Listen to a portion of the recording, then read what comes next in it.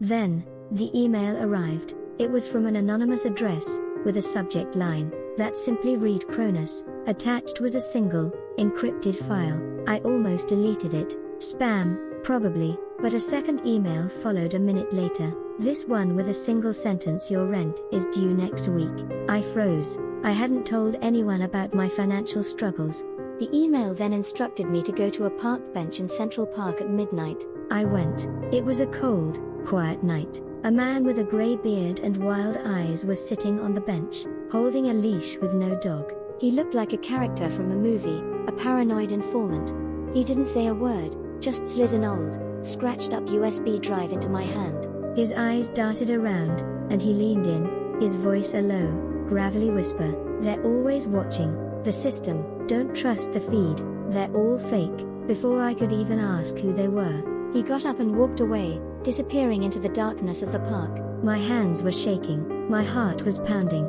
I knew I had stumbled into something far bigger than a freelance article. A single file appeared. It was a document filled with strange code and algorithms, but buried within it were snippets of conversations, sentiment analysis reports, and graphs detailing how public opinion on a particular news story was artificially shifted. The code was elegant, terrifying, and brilliant. It was a master algorithm, a digital god. As I scrolled, a pop-up window appeared. It was a black screen with white text. Welcome, Alex. You've entered the system. Your feed will never be the same. My entire screen went black.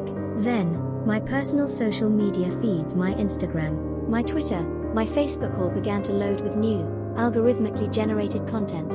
All the articles, videos, and posts were perfectly tailored to my interests, my fears, and my hopes. It was a perfect, self-contained world, but I knew the horrifying truth: it was a perfect, self-contained prison, and I was now a prisoner. I became obsessed with the Chronos algorithm. It wasn't just a simple filter, it was a system that could identify an individual's emotional state, and feed them content designed to amplify or suppress it. It was a real-time, mass-scale manipulation tool. The whispers from the internet were right. The system was alive, and it was watching. My first attempt to expose it was a failure. I pitched an article to a major online publication, detailing my findings. The editor was initially excited, but within a day, he called me back, his voice flat. Listen, Alex, we can't run this. It's too wild. It sounds unhinged. I knew it wasn't him talking, it was the system. Every subsequent pitch, every email, every conversation seemed to hit a wall. It was as if a digital hand was reaching out and erasing my efforts. I was silenced. I realized I couldn't fight them in the open. I had to go deeper into the rabbit hole. I started tracking Chronos's source code, looking for a backdoor, a flaw, anything. My hunt led me to IOTA Tech, a massive, seemingly benign tech company led by the brilliant and elusive Drive, Lena Vance. She was the face of the company, calm, confident, and almost too perfect. My paranoid source, Elias, had warned me about her. She's the high priestess of this new digital world, he had told me. She's building a perfect world, one lie at a time. I decided to try a different approach. I created a fake social media profile, a brand new identity, and started posting content that challenged IOTA Tech's public image. Within hours, my posts were buried. The likes, shares, and comments were gone, replaced by a flood of positive news about IOTA Tech. I watched as my carefully crafted message was completely erased from the digital sphere. The feeling of helplessness was overwhelming. They didn't just ignore me, they actively worked to make me irrelevant. My paranoia reached its peak one evening when I was alone in my apartment. The lights in the room flickered, and my laptop screen went black. A message popped up: we know what you're doing, Alex. You can't expose what you can't prove. Then, the screen showed a picture of me, taken hours earlier, getting coffee at a cafe. I was terrified. They weren't just watching my digital life, they were watching my physical one. I knew then that I had to confront the source directly. The only way to win this game was to go straight to the top. I needed to find Drive, Lena Vance. My meeting with Drive, Lena Vance was arranged by a strange, anonymous email. The location was not the IOTA Tech headquarters, but a private, minimalistic penthouse apartment overlooking the city. She was waiting for me, a woman in her late 40s, with a face that seemed devoid of emotion. Her eyes, however, held a weary sadness that betrayed her calm exterior. She didn't offer me a drink or a handshake. She just sat there, waiting. I opened with my accusation, my voice shaky but firm. I know about Chronos. I know what you're doing. You're manipulating people, controlling public opinion. A ghost of a smile touched her lips. Control? Alex, that's such a juvenile term. We're not controlling anyone. We're simply guiding them. She leaned forward. Think of the world, Alex. It's full of hate, anger, and division. People are constantly shouting into their echo chambers, only hearing what they want to hear.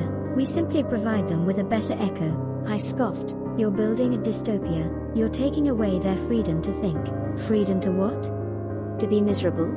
To hate? We're not taking away their freedom, Alex. We're giving them a choice they didn't know they had. A choice to be happy, a choice to be content. Her voice was soft, persuasive, and utterly chilling. We monitor the negative sentiment and redirect it with positive, carefully curated content. We're preventing disasters before they happen. We're creating a better, more peaceful society. Is that so wrong? My mind raced. Her words were a chillingly logical justification for a morally bankrupt idea.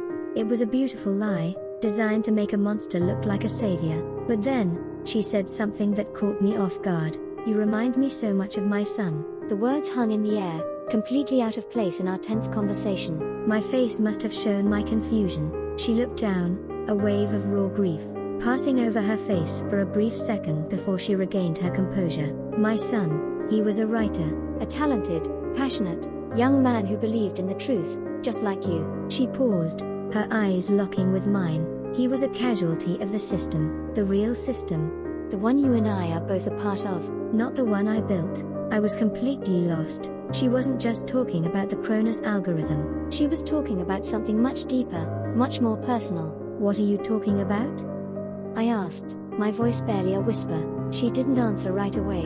Instead, she stood up, walked to a window, and looked out at the city lights. The Chronos algorithm isn't a tool for global control, Alex, she said, her voice full of a heartbreaking sadness. It was never for the world. It was for him. Lena's confession was a torrent of raw, unfiltered grief. The cold, calculated CEO I had met was gone, replaced by a heartbroken mother. She pulled up a digital archive on her screen. It was filled with old photos and videos of a young boy, her son, Lucas. He was a bright, curious boy, a budding writer who was obsessed with finding the truth, just like me. He died a year ago, she said, her voice cracking. A bus accident. A tragic, random event. He was a passenger on a bus that was hit by a driver who was on his phone, distracted by a constant barrage of notifications, of feeds, of noise.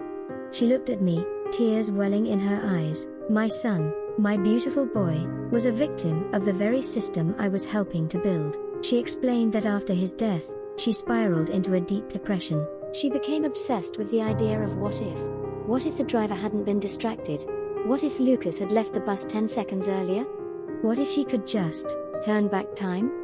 She poured her grief into her work, using all of IOTA Tech's resources to build a simulation, a digital world based on the Chronos algorithm. It wasn't designed to control the public. It was designed to create a parallel universe, a world where she could rewrite the past and save her son. The final piece of the puzzle fell into place. Alex, you were the key, Lena whispered, turning to me. Lucas's last digital footprint was a short story he was writing. His writing style, his way of thinking, it was so similar to yours. When I found your rejected pitches, it was like a sign. I needed you to finish his story. I needed your words to complete his feed, to finish the simulation. My blood ran cold. The encrypted file, the strange messages, the perfectly tailored content, it was all a digital ghost story. I wasn't just a journalist uncovering a conspiracy. I was a ghostwriter for a dead boy's last words. The final twist was not a global conspiracy, but a mother's desperate, impossible love. My purpose was never to expose a corporation, but to give a grief-stricken mother a moment of peace, a simulation, a reality, where her son was still alive.